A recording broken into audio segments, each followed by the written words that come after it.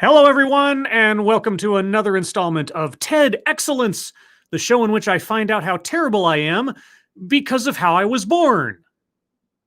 And I come to you live from my Corona bunker on the moon with Dogcat Fox, a pepperjack, a rare commodity lately, might I tell you, and all of you. Hello, everyone. Welcome to Wednesday. Wondiferous Wednesday. Yes, it's the middle of the week. Hump day, as Monkey would say. And here we are. Where are we? Well, on the moon. With me you.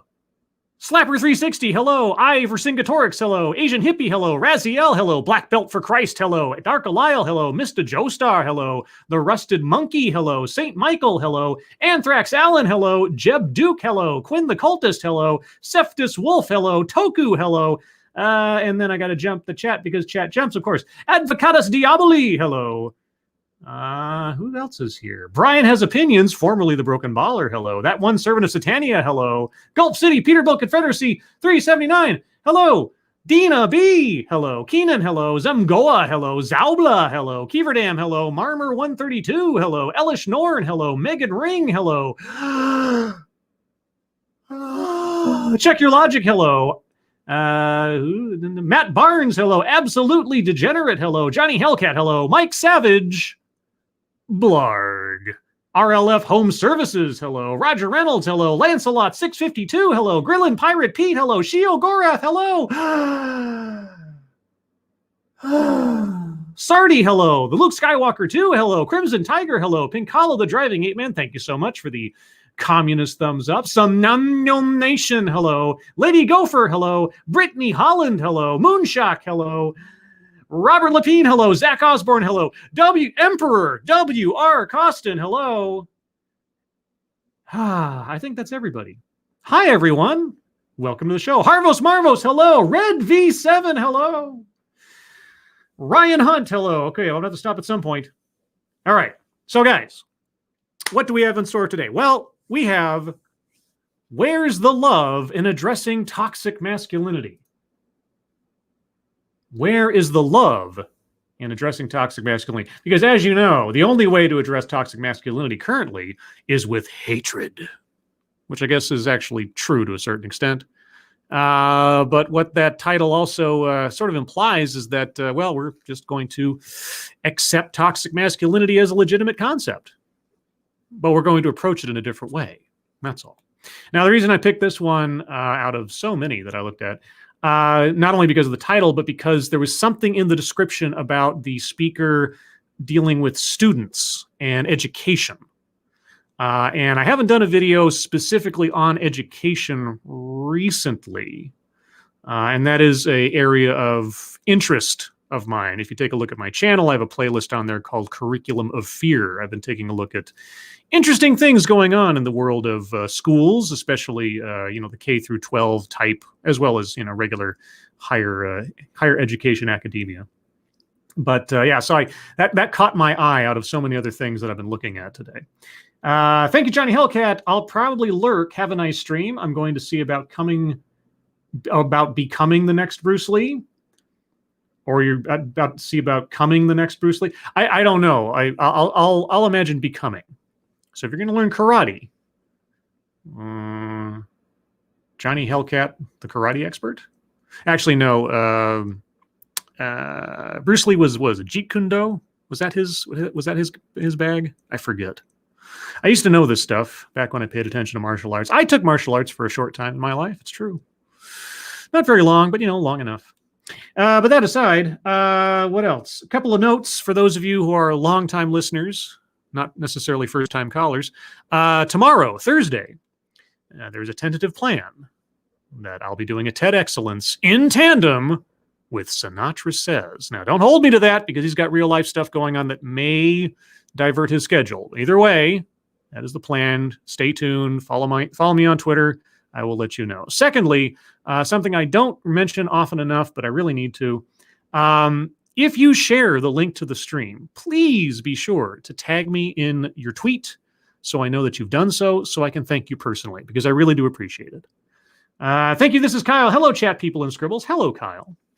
All right, so guys, have your TEDx bingo cards ready. Link to the images in the description if you need your own copy.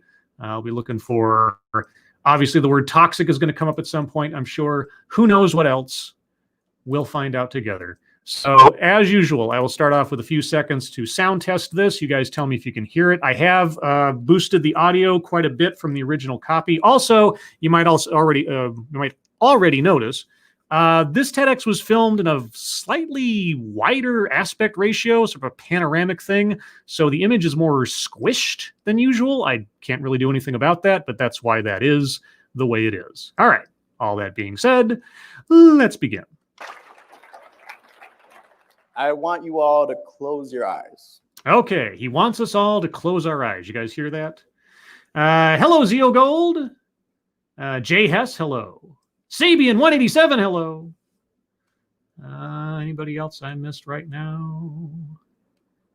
I think I got everybody. If I missed you, I apologize. I'll try to say hello later on in question time. Sounds fine, says Megan. Says good, says Marmer. All right. All right, so close your eyes, guys. Close your eyes and let's imagine together.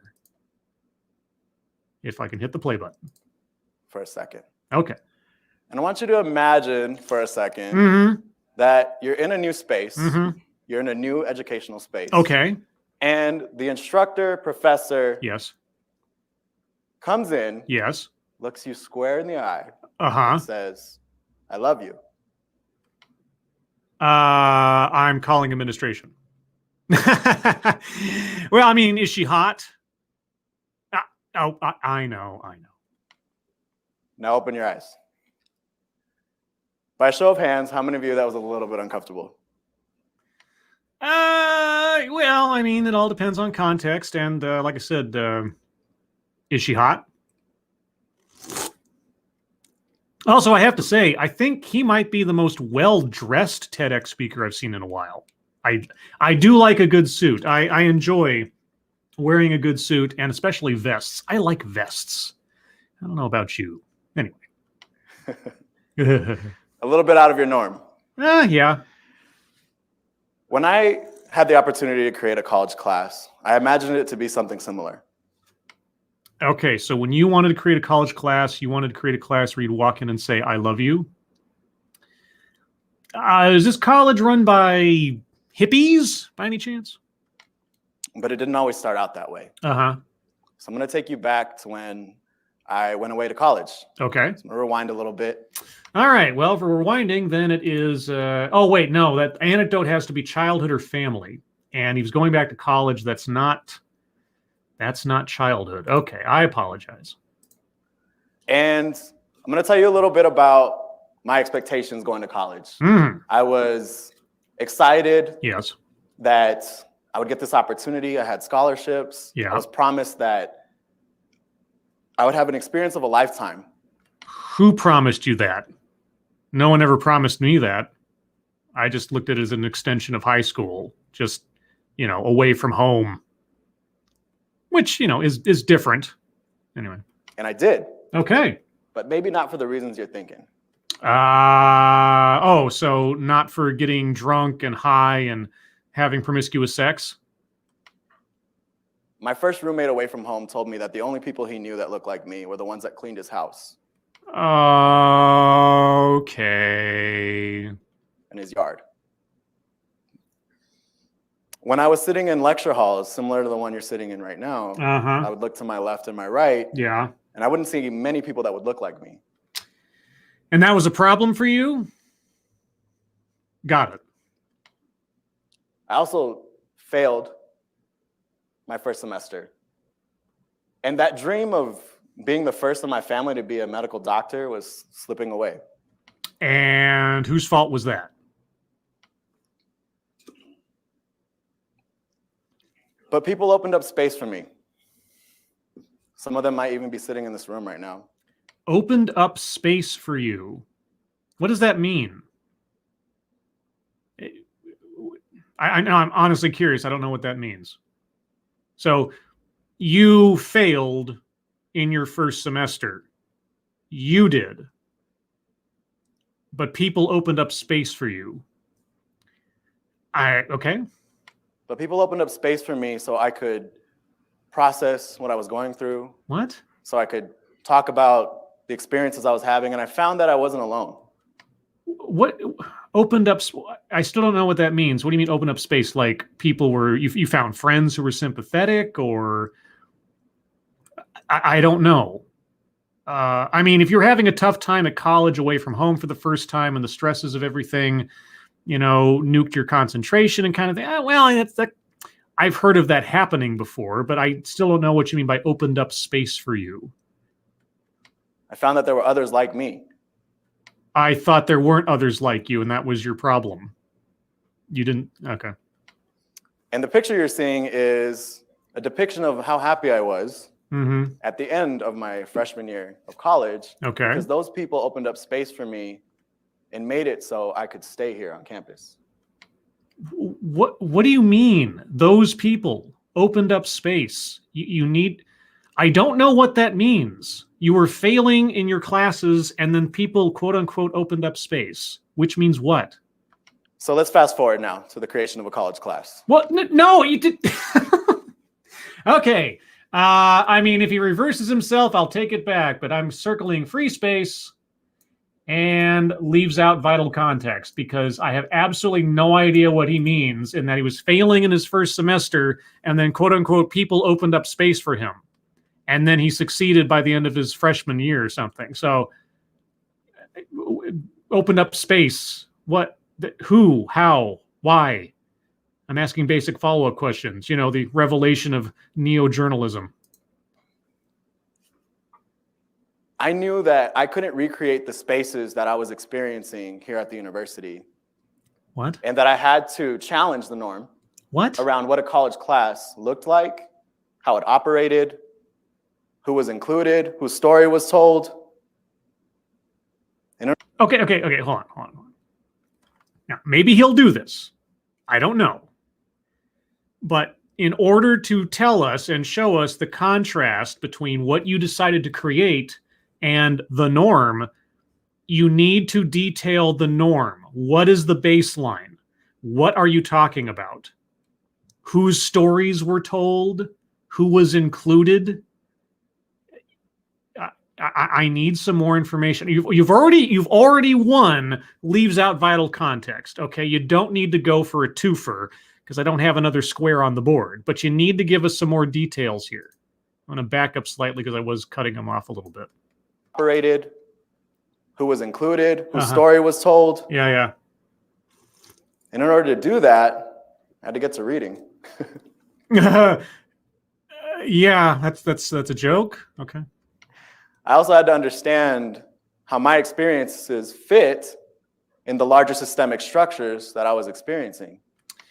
How your experiences fit in the larger systemic structures you were experiencing.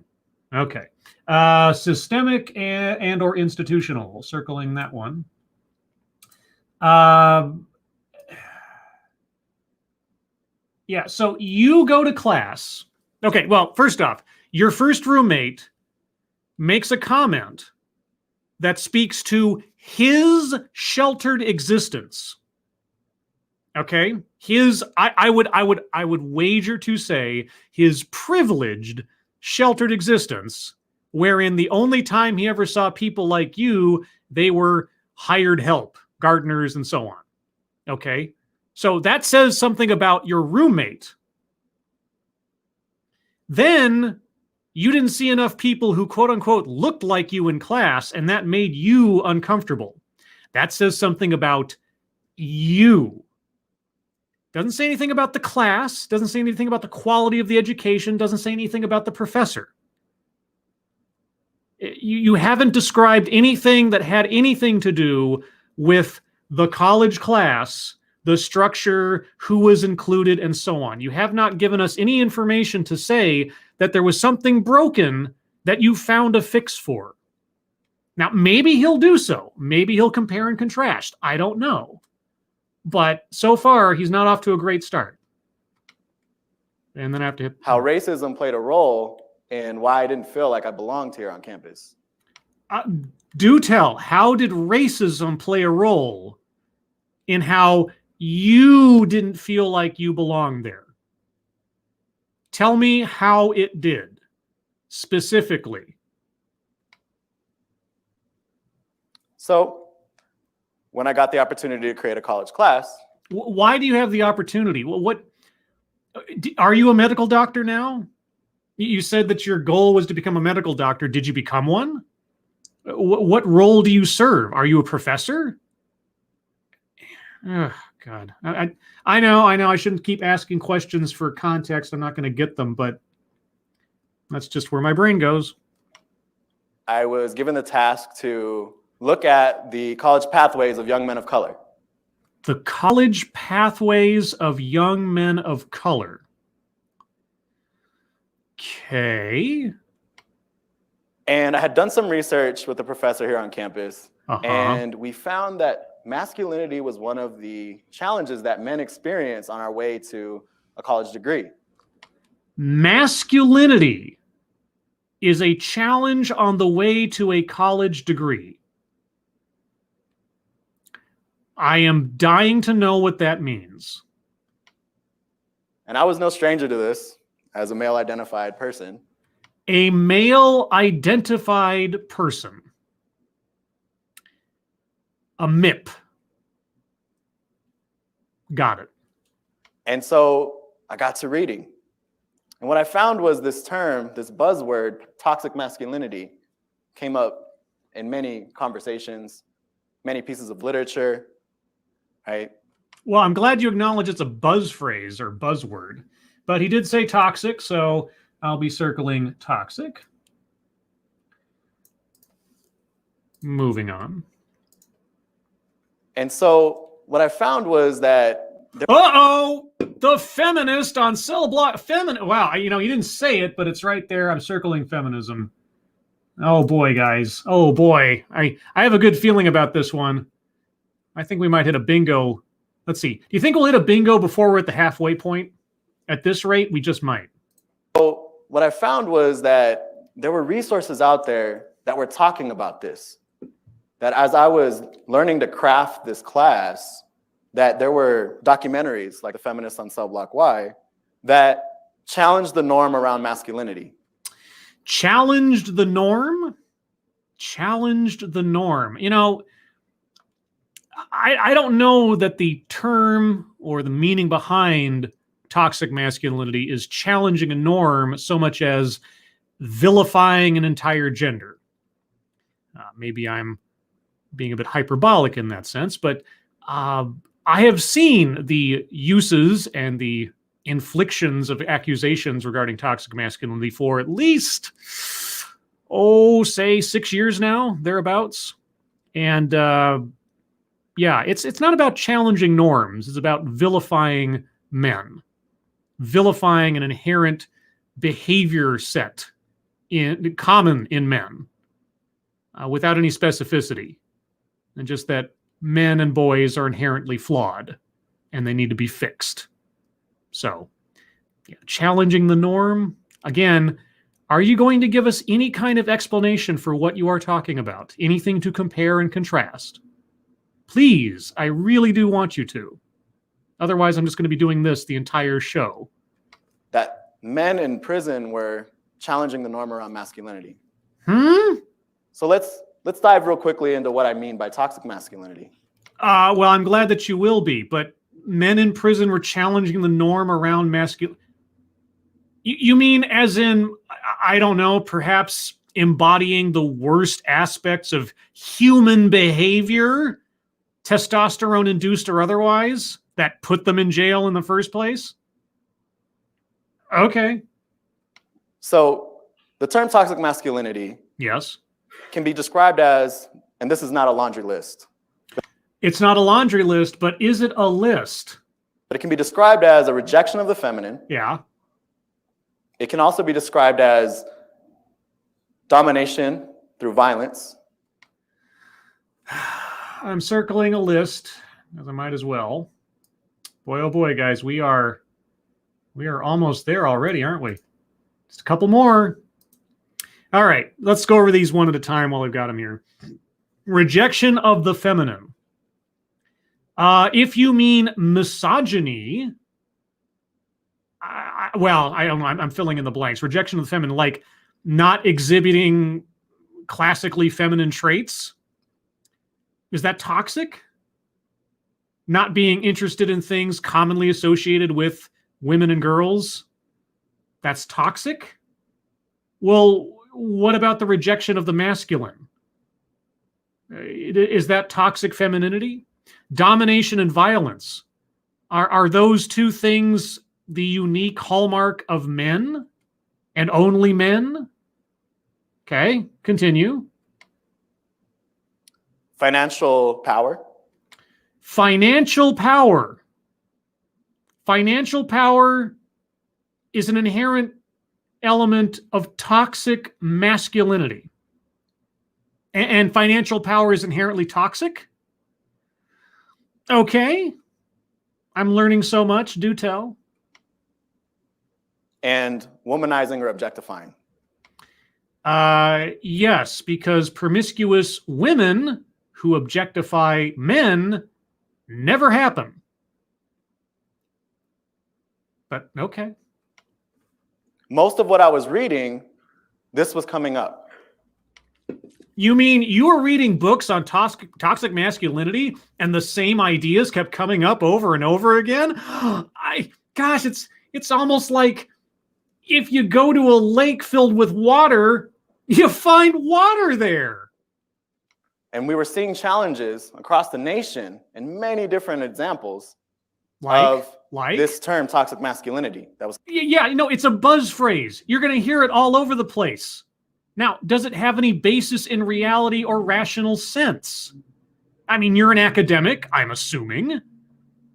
Are you going to touch upon that at all? Or are you just going to say, wow, a lot of people are using this phrase. It must be true. I mean, argumentum ad populum, is that where you're at? It's coming up. Yeah. So I also learned that when a society buys into this system, that can be described as a patriarchy. Buys into this system. Where are we at? 451. Okay, I'm going to back up slightly. Let's rewind slightly. This is a system, you say. A system. A set of behaviors or attitudes that may or may not be inherently male, or in their reverse, otherwise, is a system. Financial power, toxic masculinity, a system. And that system, buying into that system, is patriarchy. Larger systemic structure. Okay. Just want to make sure I know where we're at. Patriarchy. Yes. A larger systemic structure in which your friends, your family, the media, movies, everything, music, buys into this to recreate toxic masculinity. So it's like a virus, all right? This notion, financial power. God forbid anybody in society, my friends or my family, seek financial power. It's just terrible. Womanizing and objectifying, or manizing, doesn't really have the same ring to it, does it? And objectifying. Domination and violence. I suppose if my friends were into violence and my family were into violence, yeah, that might be a problem. That might be a problem. Of course, if someone's like really overbearing mother, like beats the hell out of their kids, I suppose that's not toxic masculinity, huh? Because I mean, it's being undertaken by a woman. So is that a system then? Is that a matriarchy? Is a matriarchy inherently good? I don't know. And ultimately, the oppression of the female identified body.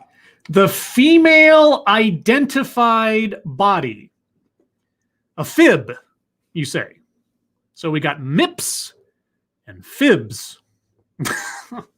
Whoa, thank you. This is Kyle. That's very generous of you. Any action or mentality that can be considered negative, that can also be exhibited by either gender, is only negative and toxic when exhibited by men. If it's exhibited by a woman, then it's considered noble or even empowering. That has been the general line of thinking that I have been presented over the last several years. Not that there are certain behaviors amongst humans that are inherently negative, destructive, counterproductive. No, it really all depends on what are the genitals attached to the person undertaking those behaviors. That is the decision point, which obviously makes absolutely no sense, but is what is constantly promoted, as we are seeing here. So, as I was reading this, I started to get this weird feeling in my stomach that I had to address something in myself in order to be able to teach this. Yeah, it's almost like you read a bunch of stuff that tells you that you have an inherent flaw, and then you have to do something to, I don't know, address that, because you've been told over and over and over again that you are an unwitting villain, that you have original sin, that you are burdened by the mark of your lowly origins, and you have to work to give penance for that, to redress that in some way. Yeah, reading books and feeling guilty about yourself. Gosh, that sounds kind of familiar for some reason. In order to be able to talk about this effectively and understand how I played a role. So what did I do? I don't know. What did you do? On self-reflection, after reading a whole bunch of material telling you how you're inherently flawed, that everything you might or might not do, any intuition you have, any reflex, any likes or dislikes that you might entertain in your life, when you're told that everything has to be re-examined through a lens of how am I toxic, I am dying to know. What did you do? I learned that I lacked the knowledge to process my own emotions. Really? You learned that you lacked the knowledge to process your own emotions. So did you, I don't know, contract that work out to someone else? Since you... Jesus. That I fit very well into this description of toxic masculinity because I found that it was hard for me to process my emotions. Ah, yes. And like a horoscope, you can find any part of it somehow applies to you if the description is ambiguous enough. Yes, very good. Very knowledgeable of you. Thank you, John Miller. This is what indoctrination looks like. We are watching someone relay to us the process of their own indoctrination into self-hatred. And I'll be circling self-wretchedness vilification here in a second. Thank you, Joe Fapps. Mama said, don't tell fibs. Yeah, MIPS and fibs. MIPS and fibs. In fact, you know, I don't know, does that count as coining a new buzzword, buzz phrase in and of itself? I'm thinking it might. Well, I'll think about that. If he uses it again, either one of those again during the course of the talk, we'll talk about that. But I'm circling self-vilification or wretchedness because he has just confessed to his inherent flaw. But they often came out in anger. Oh, wait, Kieverdam says, did you circle patriarchy? I didn't. Oh, my bad. I apologize. Patriarchy. Yes. Patriarchy. All right. Patriarchy is also circled on the card. Sorry, guys. That completely forgot about that one. Okay. If you ask my family, they would tell you that there was a tendency for me to have a temper. Family anecdote. That applies. Oh, my gosh, guys. We just need him to give us a word salad. Can we get a word salad in the next 2.5 minutes? Can we get to bingo by the halfway point in this? I don't know. Let's see if we get there. He's made sense so far. He's left out context, but I've never felt like it was a mishmash of concepts and words that meant nothing. We'll see if we can get there in the next 2.5 minutes. I want to break that record. I don't think we've ever hit a bingo halfway through the video or earlier. For those of you who are my students, you may not have seen that. I also participated in womanizing and objectifying. I found that more important than my GPA. Oh my God, you were carousing during college? How dare you, sins of the flesh. I was spending more time trying to find a partner through my womanizing and objectifying that I couldn't see my own humanity in myself. Yes, because, sexual arousal, attractiveness, hormonal reactions, none of that is humane. None of that is a reflection of humanity. That is bestial. That is base and barbarous and must be expelled from your mind, for it is sin. Which turned into not knowing self-love, right? I lacked self-love. I lacked the ability to see my worth because I couldn't see the worth in another human being. Okay, you know what? A lack of self-esteem is, well, let's just say that the operative term in that phrase is self. That's your problem, if you had it at all. And of course, you didn't know you had a problem till you read a book that told you you were a problem. Strangely enough. So, somebody asked me something on here. I missed it a second ago. Where'd it go? I thought somebody asked me something on the chat, but it disappeared, or I've missed it. Okay. Sounds human. Can you masticate? Zemgoa, wasn't there a Bible passage or two in Records in History about learning to love yourself and there being better ways to better yourself? Sure. There are better ways to better yourself.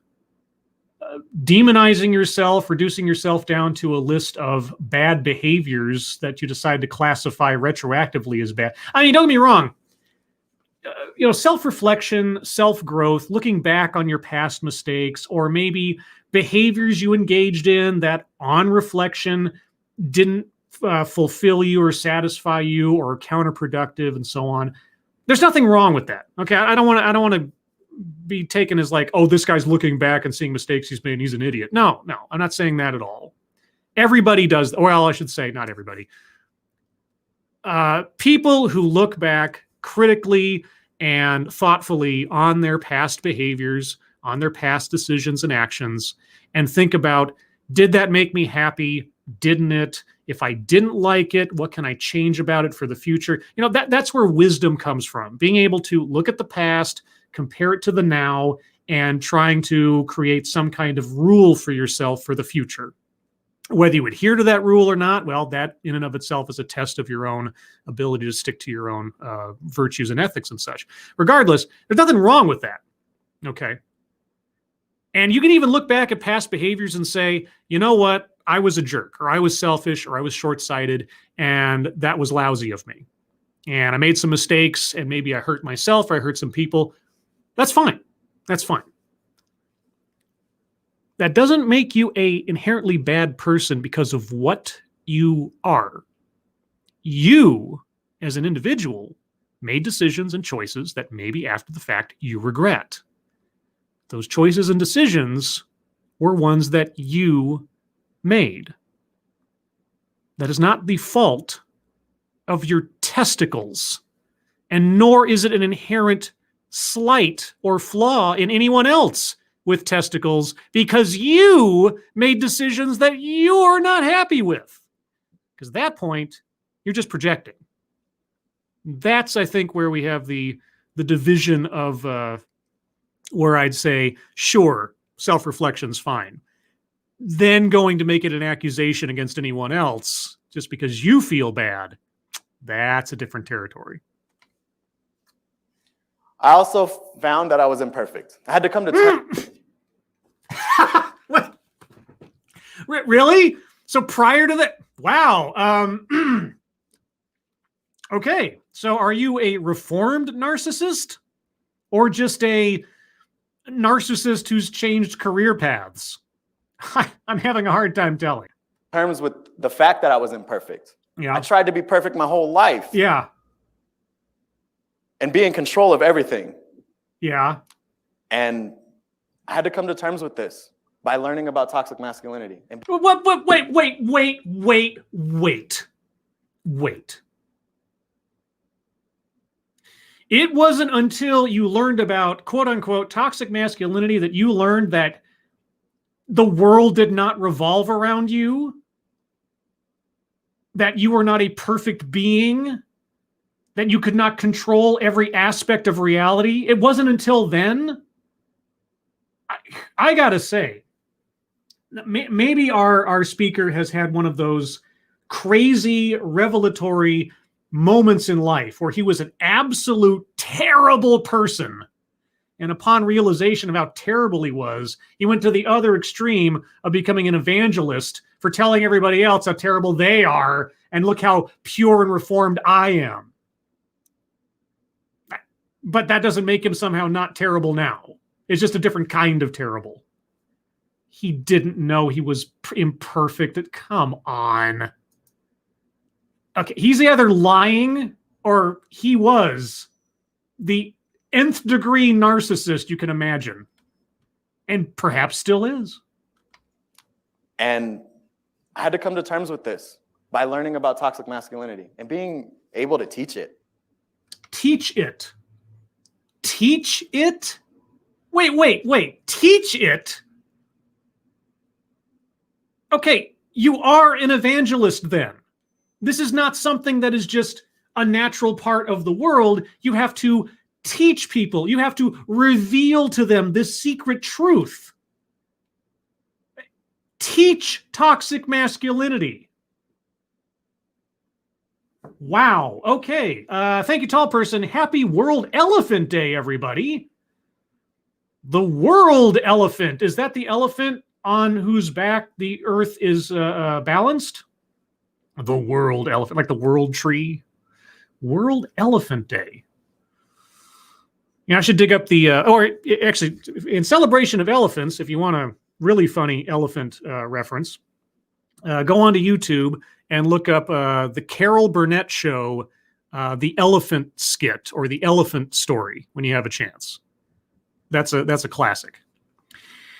Okay, teaching toxic masculinity. That should have been the title of this presentation. So, moving forward, I got to reading. I was recommended books, and this is, again, not a laundry list, but I got recommended books and articles by others. If it's not a laundry list, why is it constantly a list? This is not a laundry list. 2 + 2 doesn't equal 4, guys. What? Gloria Ansaldúa talks about navigating two worlds and her experiences with machismo and colonization and understanding how patriarchy played a role in colonization of the United States. How patriarchy played a role in the colonization of the United States. Well, I suppose if you look at the King of England as the ultimate patriarch or reflection thereof, then yes, patriarchy in its own way led to the colonization of the United States because, well, they were colonies of Great Britain. And, yes. How Beyond Machismo, which is a more recent book by Ida Hurtado, talks about how Latino men actually found that through their own racial oppression, that they were recreating systems and structures that were oppressing females, Latinas. I'm sorry, did you say Latinas? Don't you mean Latinx or Latinx or whatever it is now? I mean, you are at a TEDx. I would have thought the X would have been the prominent form there. Thank you, Red V7. This guy has realized that he can keep sleeping with college girls by acting woke. This speech is a dating profile. I mean, the same goal by a different means. Yeah, I don't know. This guy is giving us sort of like a stage performance of his mental process. And he's revealing quite a bit, at least within the structure of this one presentation, about who he is and not what he is, which is really interesting given the subject matter. So then they started to push back on this concept of machismo, that Pedagogy of the Oppressed and Critical Hope played a role in how I could deliver this information to those folks in my class.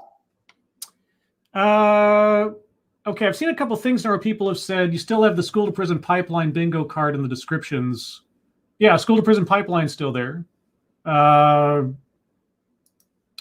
So, okay, you guys have to verify for me. Bottom of the G column, does that not read mind reading or assumes motives? Did I put an old link in the description for a bingo card? I may have made that mistake. If I did that, I apologize, and I'll try to fix that in a second here. But is the bottom square in the G column mind reading? If it is, then it's the correct card that I'm using right now. It has mind reading. Okay, just want to make sure. If I'm confusing people with the wrong bingo card, then all right. But school to prison pipeline didn't go anywhere. I replaced shouldn't be in current occupation with the mind reading square. So if you see shouldn't be in current occupation at the bottom of the G column, then that's an old card. Check the link in the description. That should be the correct one. But there was one book that was a common thread that I was noticing through my men's work. Your men's work? Your men's work. Okay.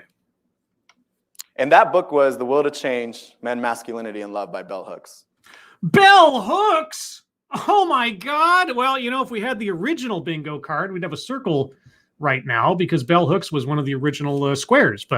And this is the second time that she's come up in like the last 2 or 3 TEDx's, whereas we hadn't really heard of her forever. That's interesting. Okay, the will to change. So Bell Hooks, a female, is going to educate men on what it means to be masculine and to love. I wonder what would happen if a man wrote a book telling women how to behave. I wonder what the reviews would be on that one. I'm just curious. I learned in this book that I needed to have the will to change in order to effectively teach this topic and to understand how everybody who sat in my class, including myself, contributed to this system of patriarchy through toxic masculinity. Yes, everyone in the church is a sinner, including the preacher.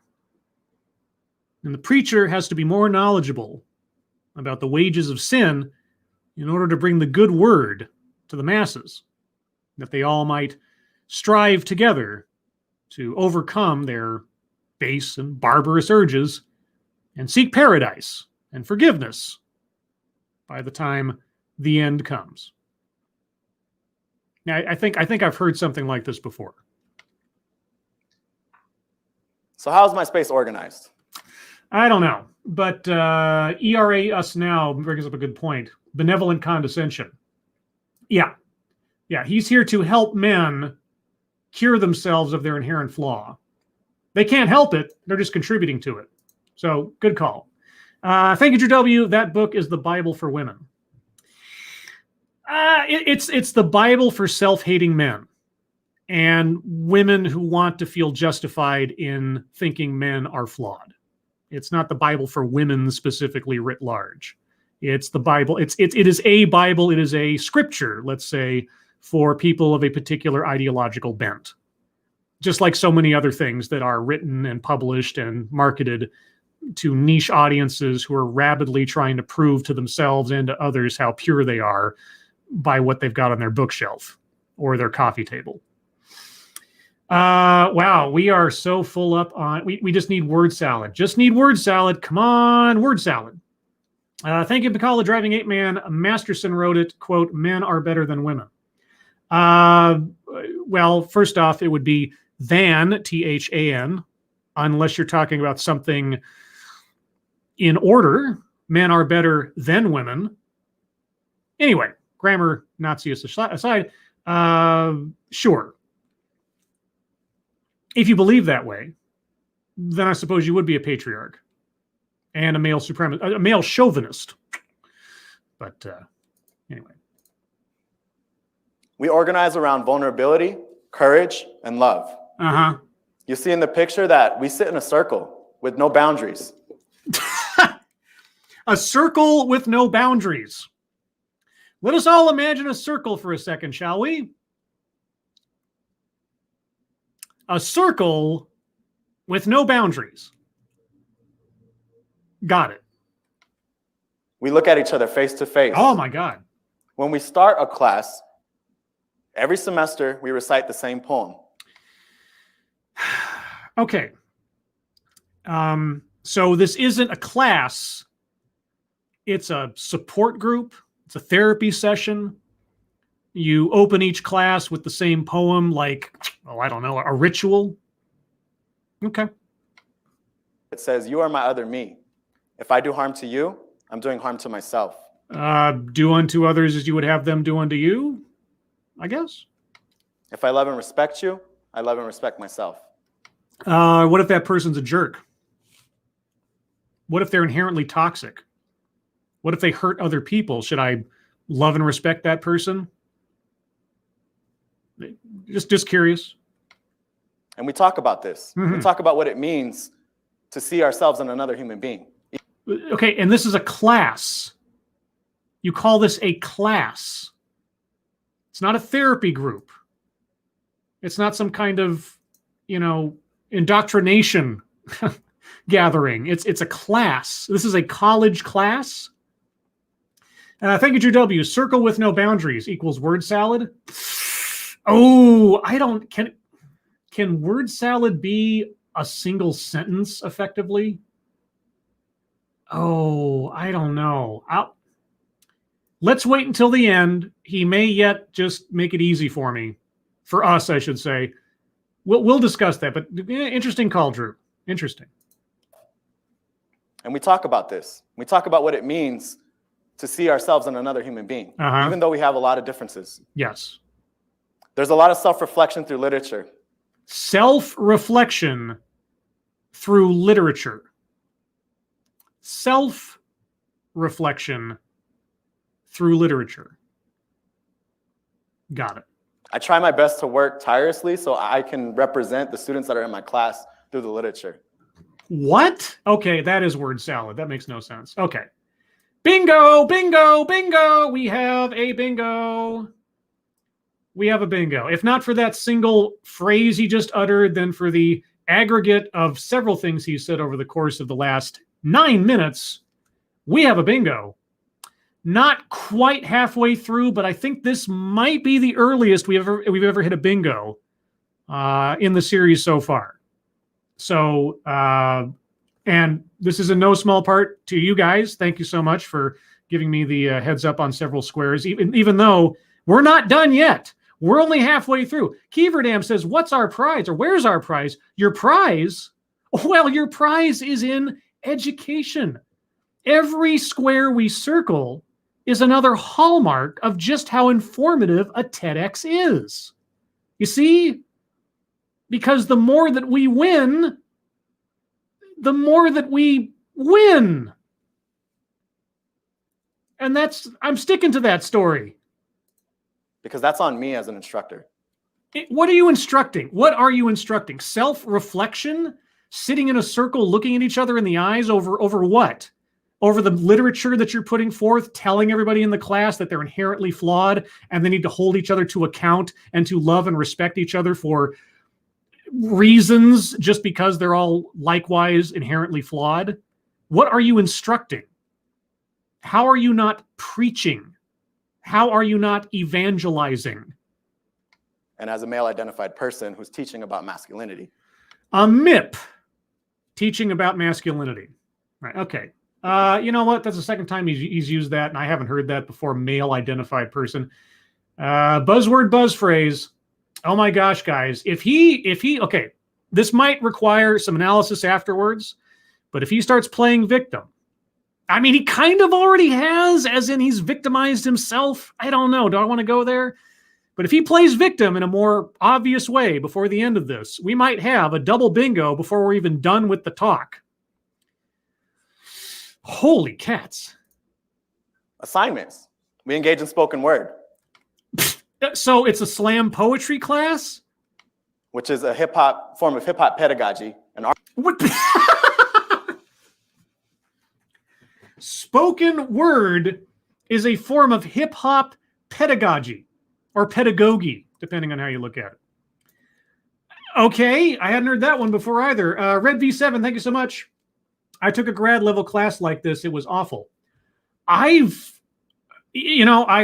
still think one of the most fortunate bullets I dodged is when the fact that I went to college and graduated when I did. It was, as far as I can tell, just a couple of years before the onset of a lot of this stuff. Because if I look at what I've seen in my Curriculum of Fear series as to what is being taught in elementary to high school to college now, I think I missed all this, and thankfully so. Thankfully so. I think I graduated just as a lot of this stuff was coming to the most prominence as it is now. So it is just bewildering to me to look on it with the education and experience I had versus what must be going on with students today. And I cringe at the notion of what would have happened to me if I had to grow up and learn in the kind of environments that I'm witnessing now. It really is disturbing. And I feel no end of sympathy for anyone even remotely like myself, or even not like myself, that has to go through this crucible of virtue signaling and feels over reals and having to check your privilege and all this other nonsense. Anyway, I'm going off on a tangent, but here we go. Assignments, spoken word, hip-hop pedagogy. Okay.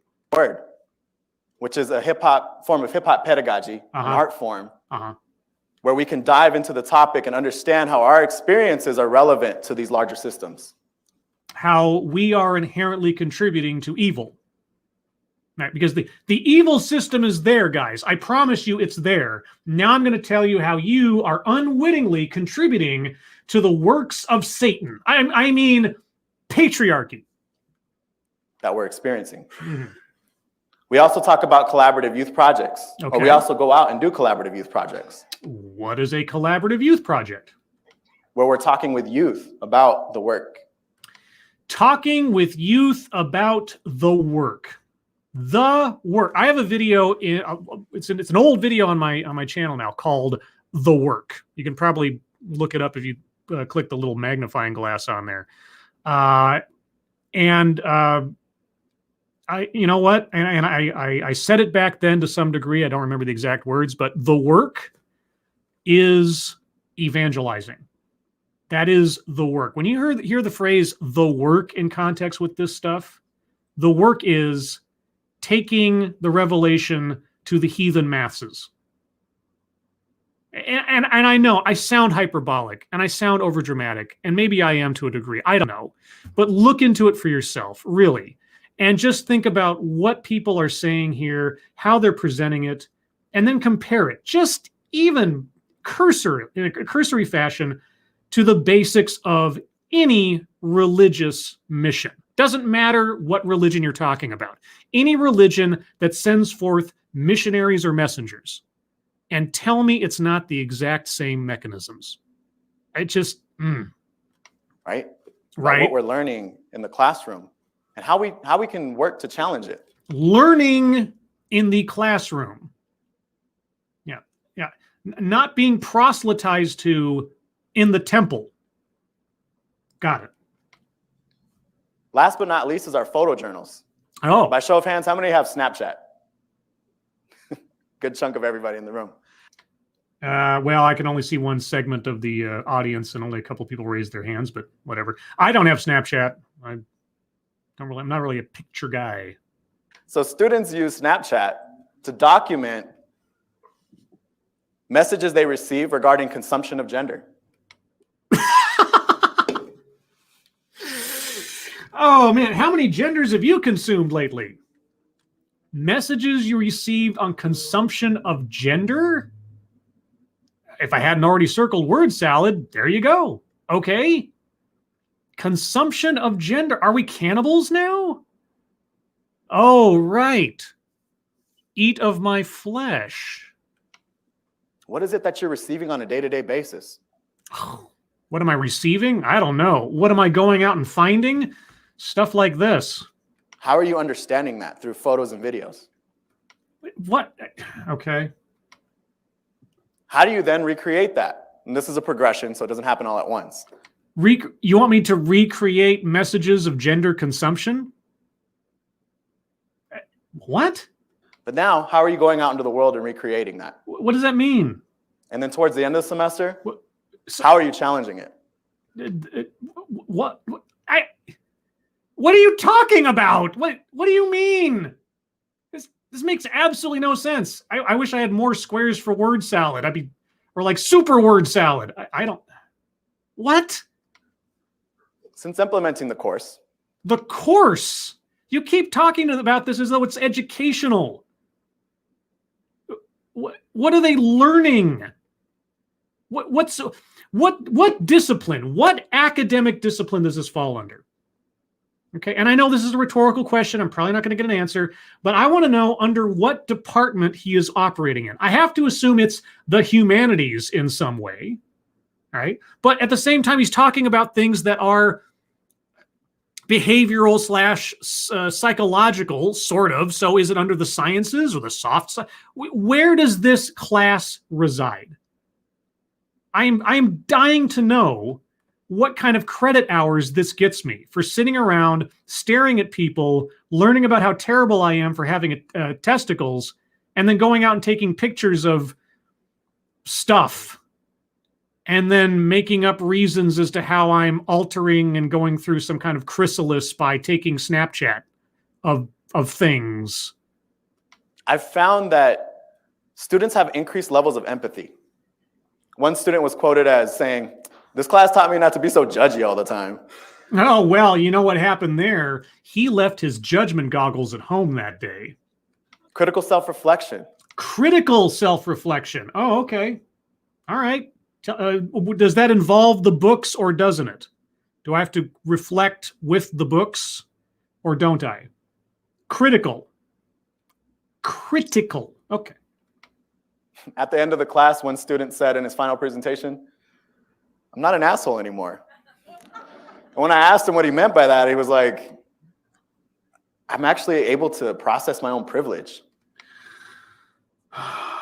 Privilege, circling privilege on the bingo card. Wowzers. I'm not an asshole anymore. I'm not an asshole anymore. He has exorcised the demon. Whereas I wouldn't have been able to do that in the past. Vulnerability. There's been many times where students have cried in class. And that's a point in your favor as an educator? Really? Being made to feel terrible about yourself, and you look at that as a thumbs up, do you? Really? Backing up slightly because I cut him off. I'm polite like that. Many times where students have cried in class, sharing experiences, and other students being able to console them. So it is a support group. It is a therapy session of a kind. You're not learning anything. You're sharing things. Okay. Where students have shared some of the most deepest parts of their experiences in relationship to this system. You know, my personal life should have no bearing on subject matter in a classroom. What I do outside the classroom, unless I'm going for some kind of career, unless there's some kind of like field work or that kind of stuff, but my personal life, my personal thoughts, my personal emotions, and so on and so forth, they are or should be irrelevant to the course material. Unless for some reason I'm taking a psychology class or some kind of, I don't even know what that would be. Or maybe, okay, okay, I'll make this exception because I had it myself. I had a creative writing class that required me over the course of the semester to write only 2 stories, but they had to be very, well thought out stories on sex and death. And you didn't have to write anything biographical, but you could. You could make it up. It could have been fiction, and I used real life stuff to go over those subjects. So sure, something like that. But relatively speaking, when you're going somewhere to learn something, the professor is supposed to teach you something. It's not supposed to be a therapy session. And if it is a therapy session, it's not a class. Healing. Students describing experiences where they've healed relationships with family members because they're able to be vulnerable. They're able to see them and understand their experiences and the history related to that. So you're a psychiatrist or a psychologist. You're a therapist. You're not a teacher. You're not a professor. You're not an educator. You're a therapist. You're a therapist doling out original sin to students who are paying for the experience. They're not electing to go to you for that kind of quote unquote help. Or if they are, I certainly hope that they take one look at it in the first 24 hours of the class curriculum and say, nope, and run away. Please tell me this guy is not a professor at some community college or public institution. If he works at some private college or something, or some niche, I don't know, I don't even know what it would be, some kind of private school, fine, or whatever. But if he's working in public education, like in high school or something, or a community college or some kind of state-funded college or something, oh boy. And also students describing the space as a family space. Oh no. And being able to talk about love. Oh, openly. that's not. But there's one student story that I want to tell that really encapsulates this the best. Okay, I am dying to hear an active example, because aside from some random quotes, I want to know your success story. Aside from you, obviously, is the prime success story. I had a student who identifies as an international student. So identifies as an international student? Did they originate from a different country than the one they are being educated in, or not? Because it's not really a matter of choice at that point, or opinion, is it? Male identified persons. Female identified bodies. International identified student.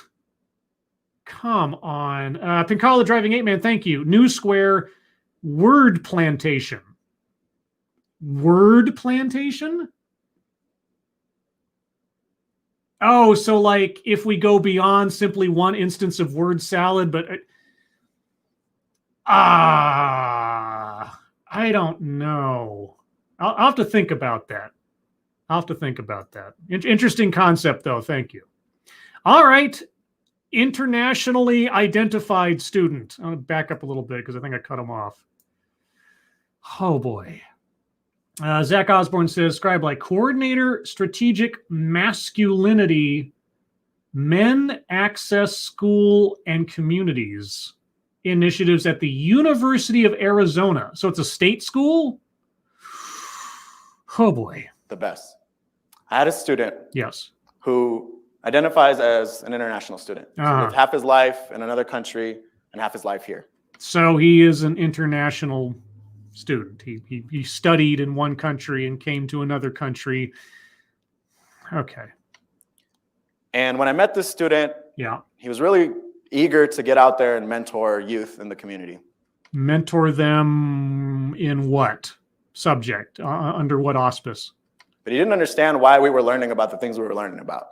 I don't understand why. If we're you see, you haven't actually told us what you're learning about or anything else. What are we talking about? What is he wanting to mentor? What is he learning? Is he talking about your quote unquote class?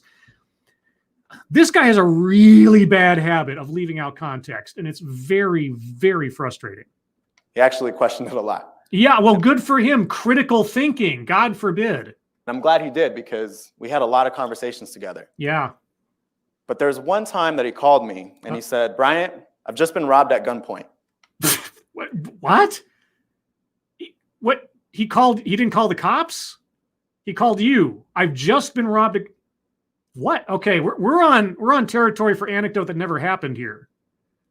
Yeah. Thank you, Drew W. Did he teach Obama self-ID international student? I don't know.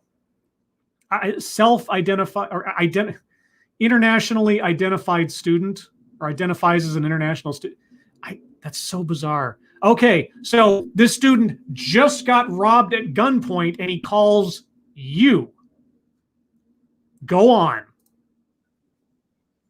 And I said, "Are you okay? Is everything okay? What can I do?" And he said, "No, I'm a little shook.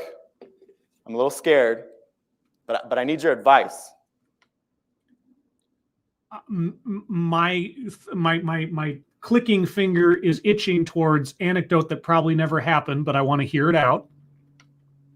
I said, "Yeah, anything." I said, "I don't want to press charges. I don't want to send this kid to jail.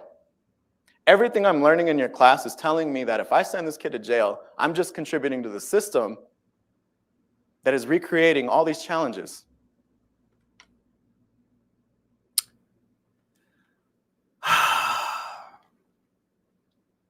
You were robbed at gunpoint. This quote-unquote kid is running around with a gun, pointing it at people to take their belongings. And this kid should not go to jail.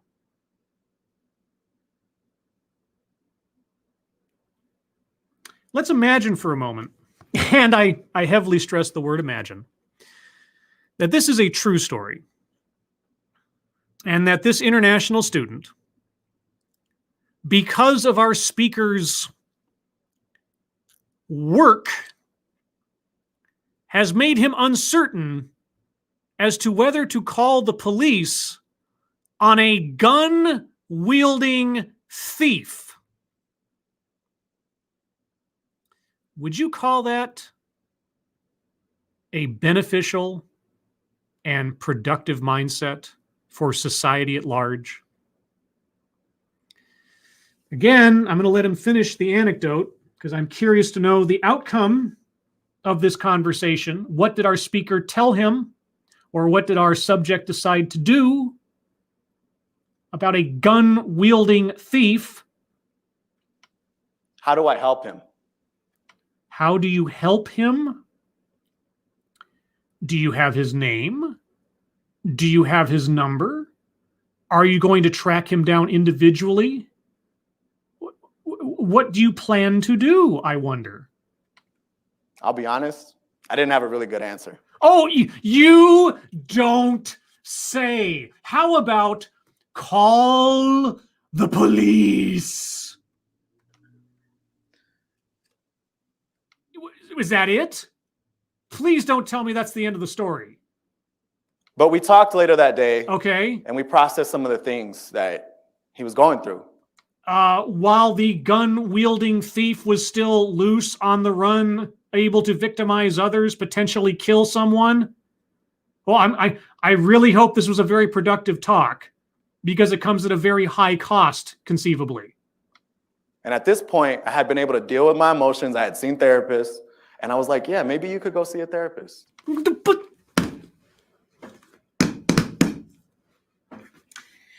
you're telling the victim of an armed robbery that maybe you can go see a therapist. No one's called the cops. No one has identified this person.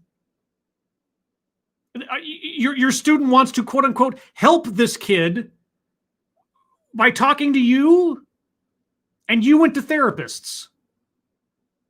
I am honestly baffled right now. I'm circling anecdote. Well, wait a second. Here's the thing, guys. And I hate to say this. As I'm about to circle that, I don't know that this didn't happen.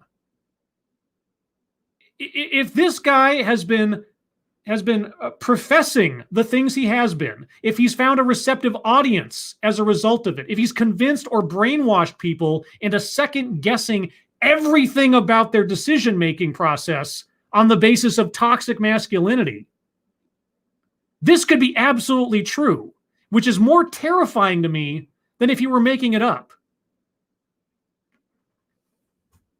So I don't know. I don't know. In the world that he has laid out before us, is this so difficult to imagine actually happening? I don't know. I don't know if I can circle that quite yet. It makes no sense, but then I'm trying to think of it in sensical terms on my side of the mirror. So maybe it did happen. John Miller, has he achieved accessory to a crime yet?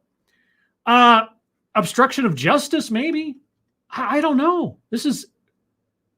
I don't know. Come on, play again. And he agreed, and he went and did it. He went to a therapist after being held at gunpoint and robbed.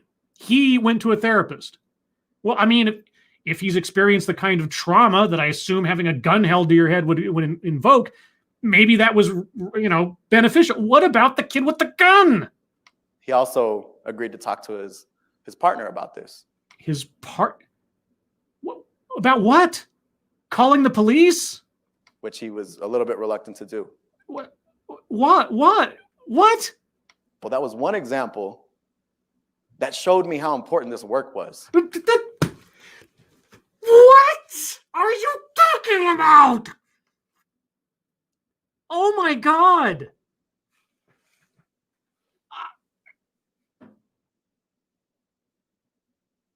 So a gun-wielding thief was just allowed to go because you taught this kid to second guess any decision he made as possibly being one born out of inherent sin. And as a result of this, a gun-wielding thief is still on the run. And this entire experience taught you how important the work was. What was solved? What exactly was solved by the work in this case? What benefit to society, to your student, to the thief, to you was created as a result of the work? Nothing in that story has any kind of silver lining. No reasonable person can listen to that story and say, you know what? No, you can't do it. I challenge anyone to find the silver lining that is conjured into existence as a result of the work in that example. Later that semester, he asked if he could share his story in class. What story? What story? He let an armed thief get away, and then he took himself to therapy? Sure, share that story. What did people think about that one? And students in the class showed him love. For what? They hugged him. They gave him props. For what? And they thanked him for sharing his story openly. What? It's a story without an ending. So I ask, where's the love when we navigate institutions of education like this? What? Where's the gun-wielding thief is my question. Where's the love? Oh, I don't know. Is that love? Allowing someone to run free with a gun to rob somebody else, potentially hurt or kill someone else? Is that love? Is that your definition of love? How do we push the norm? Oh, well, you've pushed the norm, all right.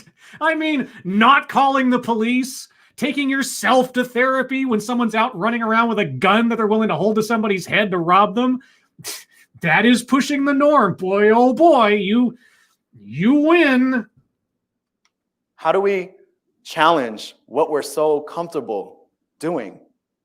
By abandoning all reason. That's how. And you are up there, my friend. Jesus. Think back to the question I asked in the beginning. What was that? We have to have the will to change. The will to... What does being robbed at gunpoint and not calling the police have to do with the will to change? That's just willful irresponsibility. Unless you were a responsible person before that, I guess, then I guess you had the will to change yourself into an irresponsible dolt. Be able to see the differences that we each have and we each carry and appreciate them and understand how we may contribute to the oppression of another human being. That's something I had to learn. You mean like, oh, I don't know, contributing to the oppression of someone else getting held at gunpoint? They're being oppressed by a gun-wielding thief? Yeah, you know what? Yeah, your students certainly contributed to that. Yeah, a system of oppression called crime. Good job. Good job. because I was experiencing it myself. Oh. But we have to push ourselves to have the will to change. Oh, okay. Okay. Yeah. We must do this through intentional action. Intentional action. Okay. Oh, we have to. Yeah. Yeah. We have to go and put ourselves in uncomfortable situations. For me, it was seeing a therapist. I was terrified.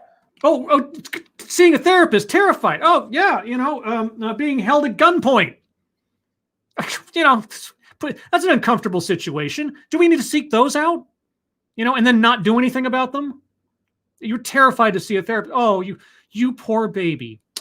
Gosh, I'm glad you admitted your fear. That really shows how you've changed as a man. Terrified to see a therapist. Oh, poor. Golly gee whiz. You went to see a therapist after your student was held at gunpoint. Oh, how do you manage? Of sitting there and telling somebody my experiences and my histories, and to have them judge me, I was not having that. I'm sorry. Having people tell their histories and judging them. What were you doing when you were looking back on your prior behavior? What are you doing when you promote the idea of toxic masculinity to boys and men you don't even know, but somehow are inherently aware of their inherent sin? I'm sorry, what was that again? Megan Ring, thank you so much. That's how to eliminate all crime. Make everything legal and call it toxic masculinity if someone wants to see justice done. Yeah. Restorative justice. We need to find out what the relationship rift is between the perpetrator and the victim. The student needs to find a way to help the criminal heal from the obvious damage that caused them to hold a gun to their head and steal their stuff. We should be asking, why is that guy holding a gun to someone's head?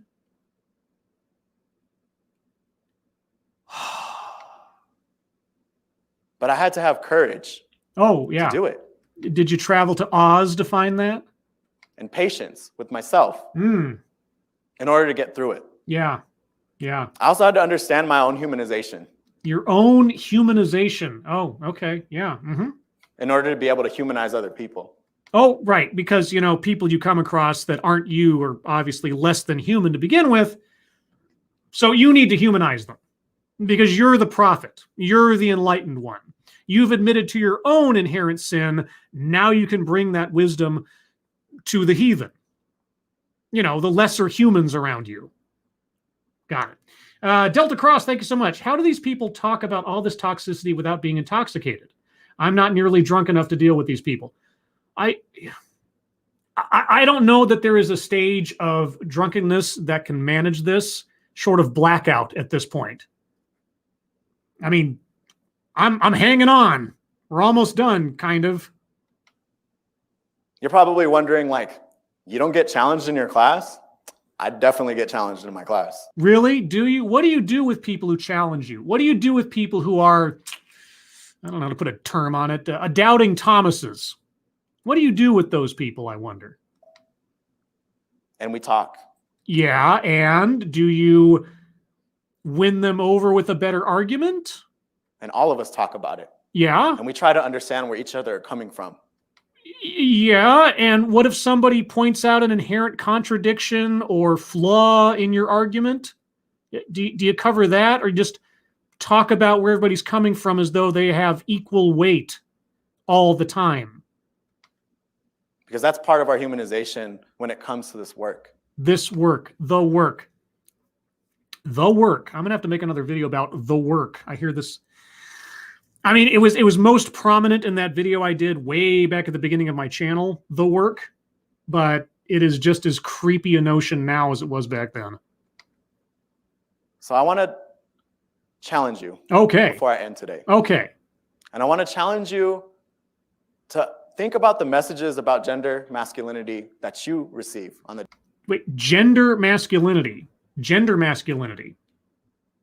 Sorry, I cut them off. I'll back up slightly. The messages of gender masculinity I receive. Like being told that it's inherently toxic? To think about the messages about gender, masculinity that you receive on the day-to-day basis. Yeah, like I said, being told that I'm inherently toxic. Sure, I'm thinking about it right now, actually. I want you to think about those messages, and then I want you to make a list. I want you to make a list of how you then go out and contribute to the socialization of that identity. My gender is not an identity. Scribe is an identity. Me, who I am, not what I am.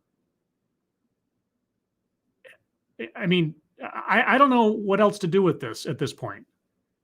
This is so just beyond common sense, logic, and reason that it's just kind of flowing over me at this point. It's so ridiculous.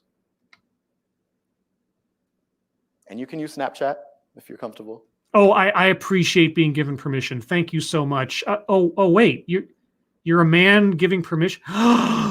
Patriarchy. And then I want you to think about how you can move towards action and change. Why am I inherently wrong? What about me needs to be changed? What do you know about me that needs to be altered for the betterment of society? I'm circling mind reading, assumes motives, because I think if not at this point, then certainly over the course of this entire talk, we've reached that as well.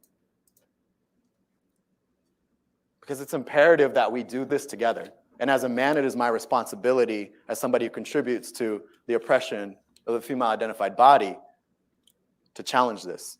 Yeah, you contribute to the oppression of fibs. I'm going to circle make something about race, sex, etc. for no reason, because I think the bulk of this applies to that as well. Wow. We are on the verge of maybe a double bingo. I mean, he hasn't said white supremacy yet, and I'm still on the fence about playing victim because he certainly has a overinflated sense of his own superiority. I don't know that we'll get to school to prison pipeline, but I mean, who knows what can happen in a minute. And most importantly, do this through love. Insert a little love in this because we're all going to make mistakes as we do it, but we have to love each other through it. Oh, do we love each other? Because you've just spent the entire time telling me how we're all inherently flawed. Is that love? You start out bringing somebody in, an international student into your, I don't know, into your fold, and you convince him not to call the police when held at gunpoint. Is that love? Is that love for other people's safety? Is that love for society? Is it, you think? Thank you, Killer Turnus. First time catching your stream. Going to rewind, though I can tell this is going to put me in stress tears. Stress tears, brain warp. I don't even know. This guy is something else. He is a very, very interesting subject, to put it diplomatically. Of a TEDx talk, he has been a singularly interesting figure, to put it diplomatically. Thank you, Delta Cross. Do you think that these people become intoxicated on toxicity like a drunkard? Why else do they seek this out? It must be some sort of brain chemical. No, I think that if someone can... Tell you what, we're almost done. I will talk about my theory on this momentarily. And we have to love ourselves. Yes. If that's one of the lessons I can leave you with, that's what I want to leave you with today. I'm going to leave you with one quote by Maya Angelou. Maya Angelou. Okay. She taught me courage. Bell Hooks taught me to love myself. But she taught me something that I use in class. And she said that I've learned that people will forget what you said. People will forget what you did, but they will never forget how you made them feel. You're right. You're right. That's probably true.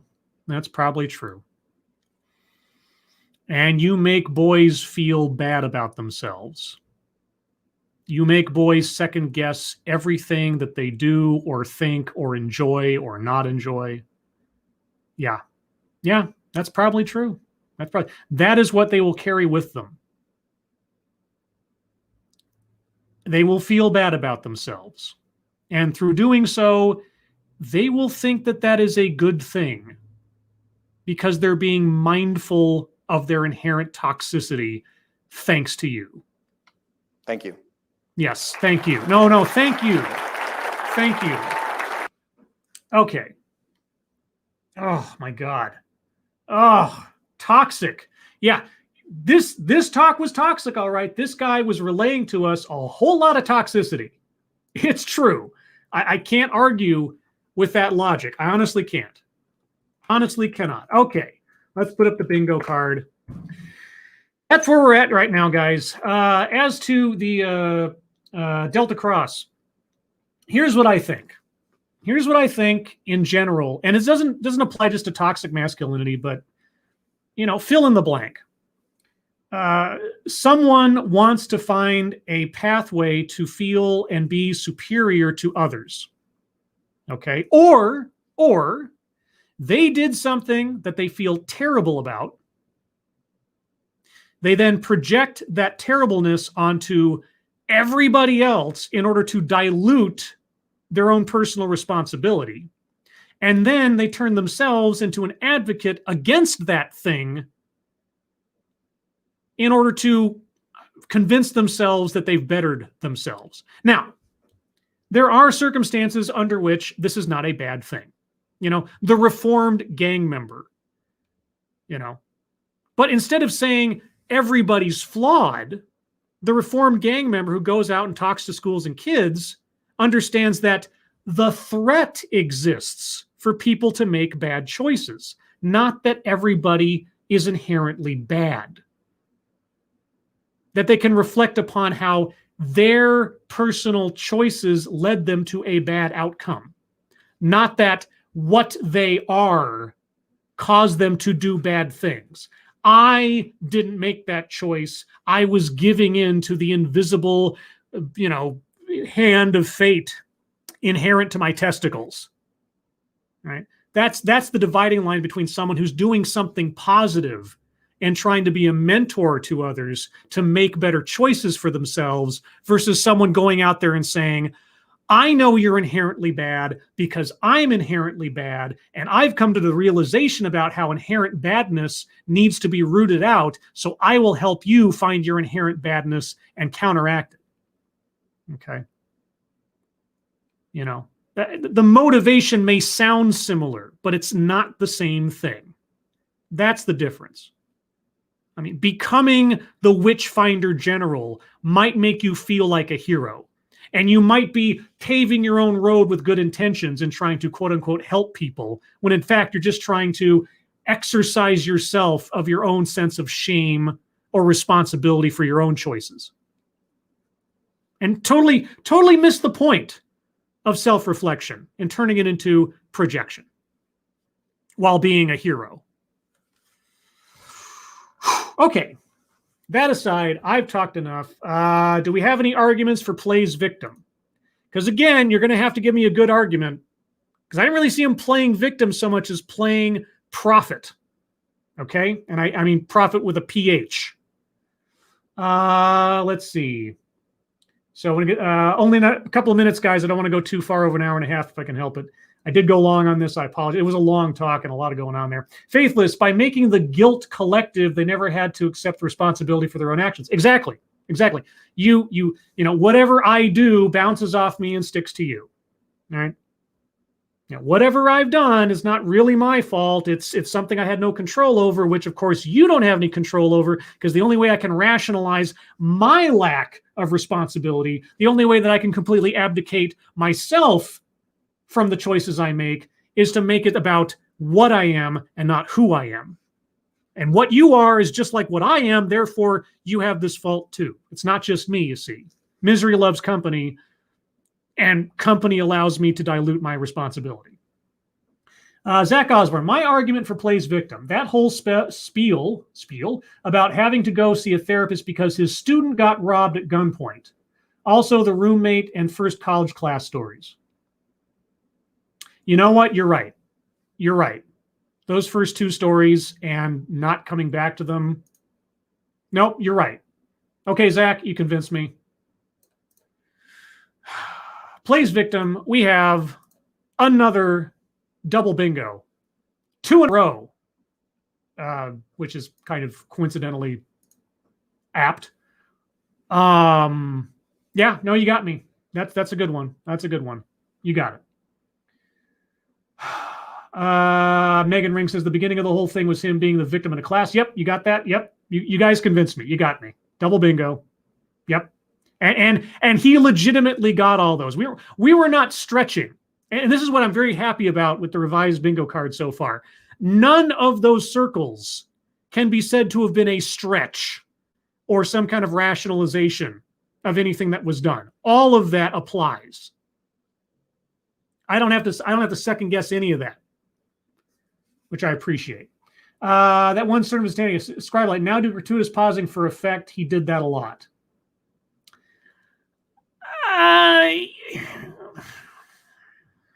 I didn't really see gratuitous pausing for effect. Him using the clicker and looking up at the screen to make sure that it was all lined up. And he wasn't like pausing to collect himself because he was holding back tears. Maybe I need to change that to dramatic pausing for effect. I think that, yeah, maybe I need to revise that. Maybe dramatic pausing for effect or overly dramatic, melodramatic pausing for effect, something like that. Maybe gratuitous is not the right word for that because it's too general. But I didn't see anything that qualified in my mind. I think that'll be the next revision of the card. Spittle Buggies, there is also the equity of the two sexes going on. No, he didn't. He never said the word. It has to. Some things have to be said aloud, and equity is one of them. Or at least so much of the concept of equality of outcome that you might as well circle it, but he didn't say it.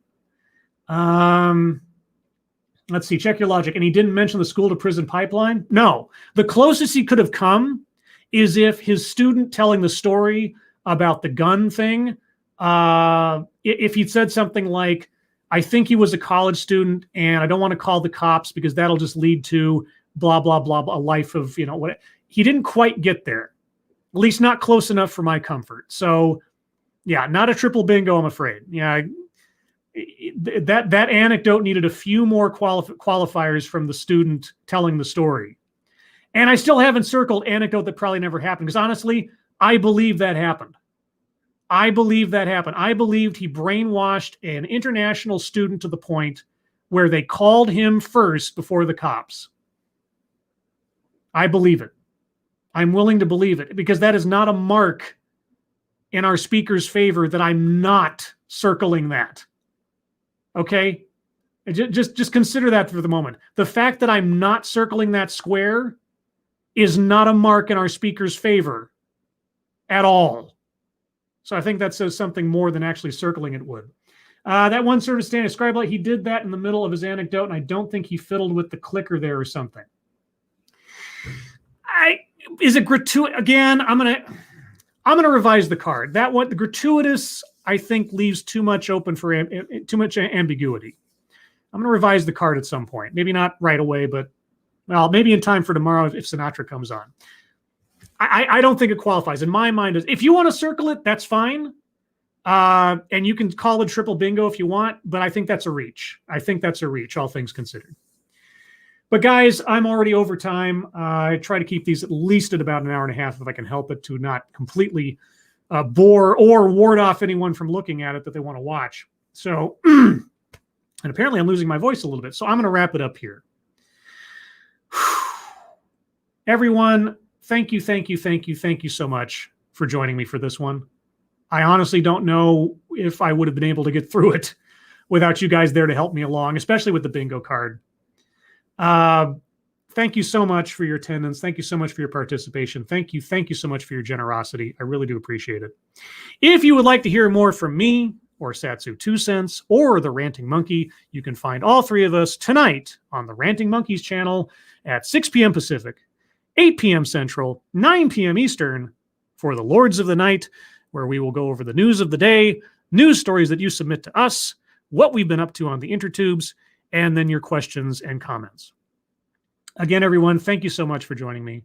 I hope you are all safe and well. If you're not well, please get well soon, and I'll see you on the next one. Take care. Bye-bye.